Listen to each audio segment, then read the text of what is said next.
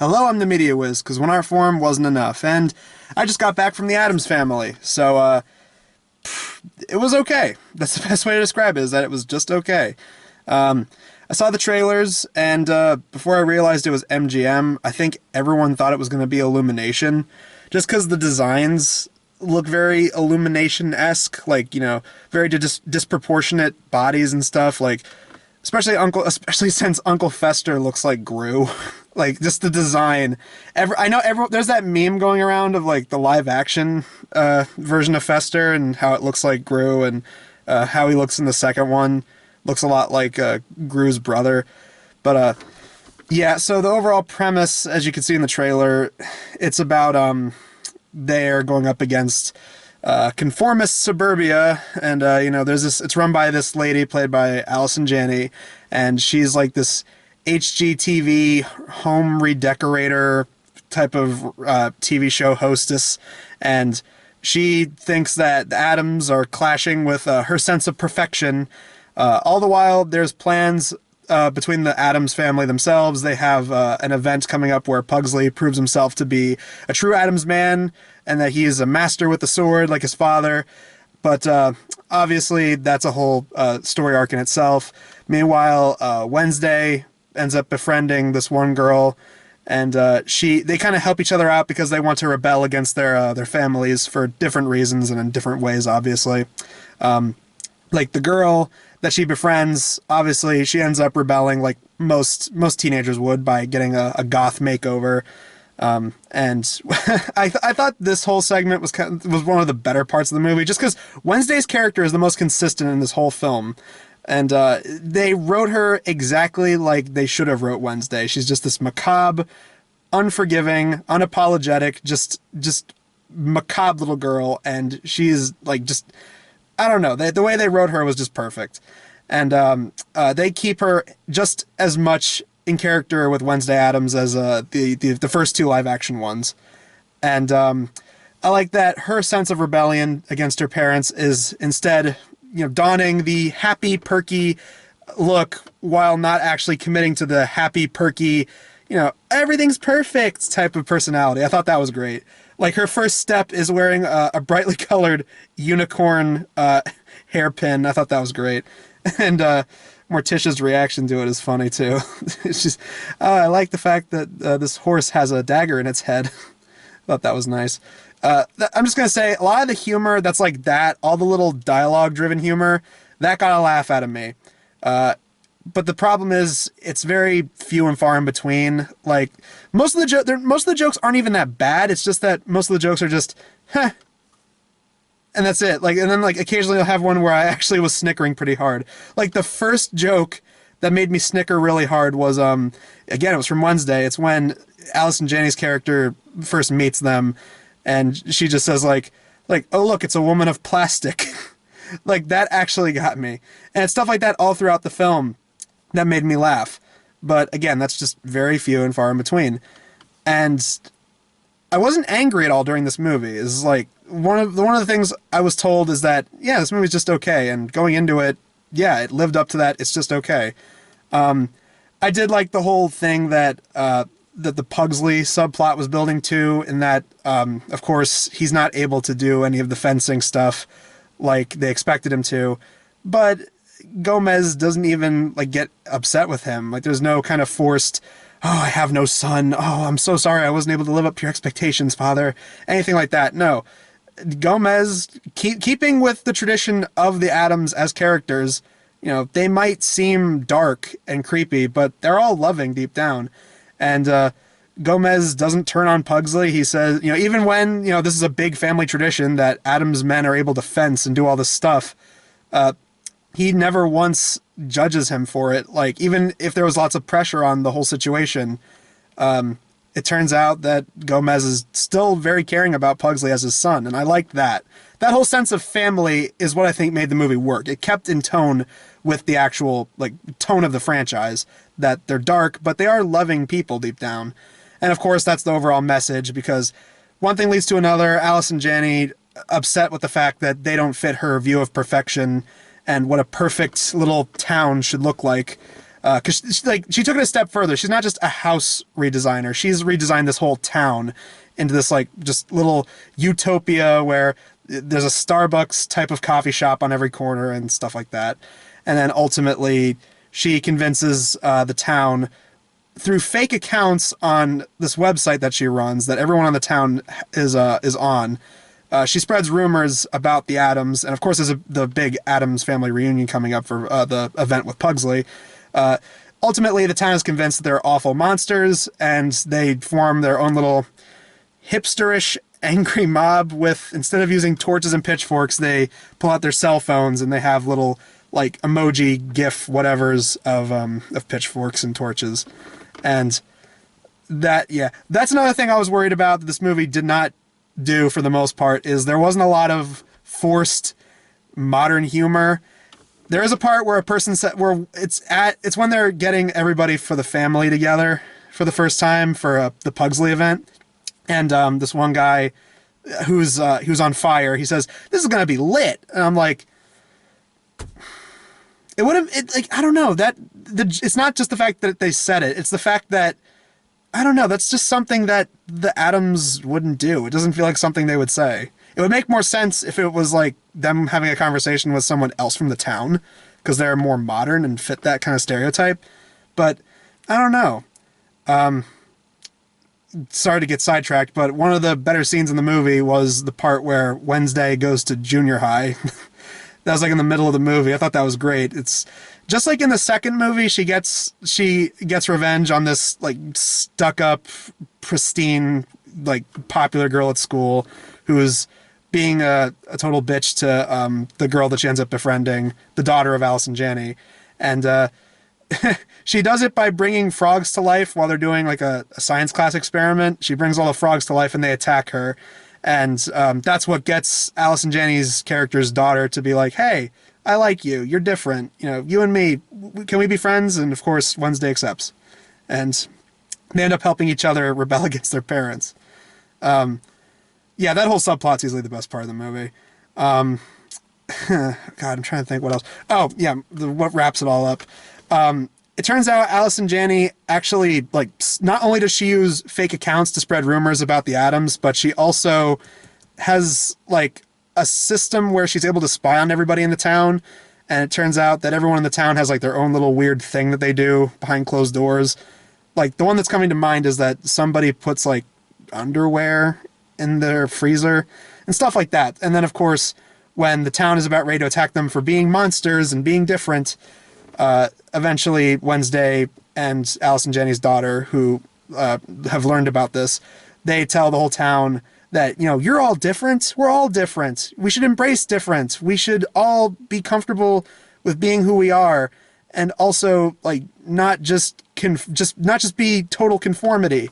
Gotta say, this movie did a better job handling a similar type of message than Grevenians, where it was all just, you know, evil conformist 50s suburbia are a bunch of mindless money-grubbing robots versus the oppressed 60s hippie beatniks. It did a way better job of getting that message across than that crap. And then they also reveal Allison Janney and what she's doing. And I gotta say this, right? Everyone in the voice cast did great. And once I found out that was Allison Janney, I'm like, it all of a sudden hit me that this is kind of Addams Family version of Over the Hedge. Except her character does a lot worse stuff than she did in that movie. I mean, there she was just a like businesswoman who was just sick of all the animals running around. I mean, to the point where she was very cruel about it. But here, I mean, spying on people and just, you know, all this other horrible stuff. Like, she straight up tries to get an angry mob to kill off the Addams. It's like, damn. But of course, the whole town, they, you know, turn against her once they found all this out. And they're like, "Hey, Addams, you know, your house got horribly destroyed by us. We're really sorry about that. You know, is it okay if we help rebuild it?" And there's a montage of them helping rebuild the house, which, you know, despite the fact that they try to make it all happy looking and pristine, it all goes back to the good old dark macabre Addams Family house that we've come to expect. Also, they established this early on as like a joke that Uncle Fester has a thing for Allison Janney. I'm like, oh, that's just a joke. And then later, at the end, it turns out they end up getting together and they have their own like realty show business where they actually move in a lot of the Addams Family relatives. And I will admit, that's another one of the funnier jokes in the movie is they're bringing like a housewarming gift to somebody, and Fester, who's played by Nick Kroll, he's basically just doing a Nick Kroll character. He's just doing a funny voice, and he's like who would have expected, a total hero like me ending up with another total hero like you? I thought that stuff like that, like jokes like that, those little dialogue things really made me laugh. It's stuff like that all throughout this movie. And those are just very few and far in between. I'll also say this, not a lot of obnoxious pop culture references. There's a reference to It, but it's actually funny. It made me laugh when I first saw it in the trailer, when they find the red balloon, and Morticia says like, huh, that's weird. There's usually a demonic killer clown on the end of it. I thought that was funny. But yeah, not a lot of forced pop culture references. And like I said earlier, not a whole lot of forced modern references to like tech and stuff. And even when they do, it usually applies to the plot. Although I will say this, Cousin It doesn't really do that much in the movie, and yet he's voiced by Snoop Dogg. Even though it is funny in the trailer when they have like a really explicit rap song playing. It's obviously censored for the trailer, but it was funny the fact that they had to use a really hardcore rap song to be like, and Snoop Dogg as Cousin It. I don't know. I was kind of bummed out about that. Cousin It doesn't do that much. I mean, usually in these movies he kind of just shows up for an ending cameo, but bleh. Although I will say this, while we're talking about the modern references, I was warned about this by Jaime Tude, and he told me a little bit about the movie after he saw it. He said, yeah, it's fine. And he said, I'm like, is there a lot of forced references and forced, like, modern references and stuff? And he goes, oh, no, not that much. They're not that bad. Though, I will tell you, you might want to leave before the credits. And he didn't say exactly what, and I kind of knew what it was going to be. And I was not wrong. Because as soon as it goes to the credits, they do the typical Addams Family theme song, and there's subtitles at the bottom. And then when it jumps into credits, it becomes this, like, trap rap remix. And I'm just like, I'm out. I'm done. Not listening to the rest of this. I don't know. It reminded me of, like, even the first two live-action movies. They had, like, rap songs during the credits that were supposed to be, like, tie-in songs for the movies. It's like, man, this is just the one thing that just seems so dated, and the rest of the movies like are totally entertaining, and they fit in spirit with the original, and yet they have to end with this like really dated, corny crap. And same thing with this. They ended it with, modern SoundCloud rapper Addams Family, yo. But other than that, like I said, it's not... Honestly, yeah, there's nothing in this movie that I'd say is really that bad, as much as it seemed like I was nitpicking. It's an entertaining movie. There's tons of stuff that the kids are going to like. I think parents aren't going to be that annoyed by it. It's just a decent family movie matinee. That's the best way I could describe it. It's a perfect family matinee movie. If you want to get out there and see something with your kids, this will be fine. It's perfectly harmless.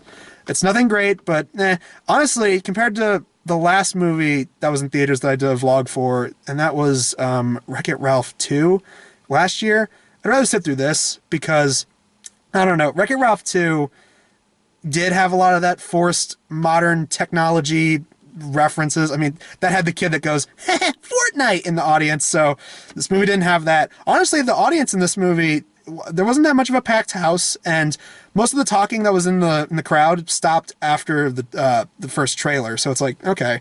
So, yeah, I didn't have that much of a problem with the audience experience this time around either. So that was totally fine. There was probably like, I don't know, like, I want to say like roughly 10 people, including myself. So there you go. But yeah, I mean, overall, movie itself, totally fine. It's perfectly harmless. It's harmless entertainment. I was also asked by Morgan from Vaulting. He said, how does it stack up to the two live action ones? Those are better, but from what I've vaguely seen, I've seen bits and pieces of Addams Family Reunion. This is way better than that. It's not as good as the first two, but it's way better than Addams Family Reunion. You know what? I'm debating if this should probably be a review candidate for next year, because from what I've seen, Addams Family Reunion is not that good. So who knows? That'll probably be a media whiz for next year. I'll breeze through the trailers really quick. I only had 5. It's really short. Let's see. I had Playmobil the movie. It just looks like discount Lego movie. I brought this up in the SpongeBob merch review that yes, they're also making a Funko Pop Vinyl movie. God. Let's see. After that, the only decent trailer out of all these five was the Will Smith is a pigeon spy or something by Blue Sky. Honestly, it does my heart good to see Blue Sky doing something that's not just another sequel to something they've done before. So, and Will Smith, he seemed to be enjoying it. So who knows? That could probably be good. Let's see. After that was Jumanji 2, because Sony wants to make everything a franchise. Although I will say this, the fact that Danny DeVito is The Rock is kind of funny.